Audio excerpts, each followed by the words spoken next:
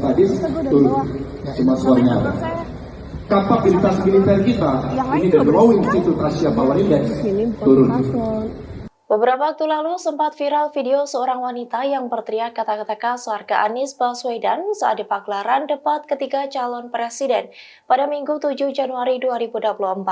Terkait dengan hal ini, Komisi Pemilihan Umum atau KPU mengaku bahwa wanita tersebut masuk arena debat memakai undangan dari KPU.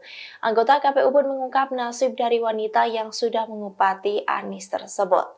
Dikutip dari Kompas.com, hal ini diungkapkan oleh anggota KPU RI Agus Melas pada Rabu 10 Januari. Ia mengatakan wanita tersebut berada di kursi undangan tamu, sehingga wanita itu merupakan undangan dari KPU untuk menghadiri debat.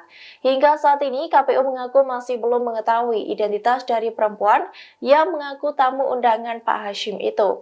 Meski begitu, Melas menyebut tindakan wanita itu sudah ditindak langsung di lokasi, sebab tindakan perempuan tersebut dapat dianggap sebagai kebencian dan menjatuhkan seseorang. Wanita itu langsung diminta berpindah tempat karena kelakuannya tersebut.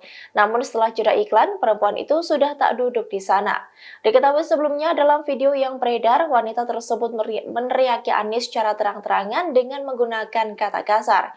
Sosok yang meneriaki Anies tersebut terlihat dalam barisan pendukung pasangan Prabowo Gibran. Dalam video lain, panitia terlihat menghampiri wanita tersebut.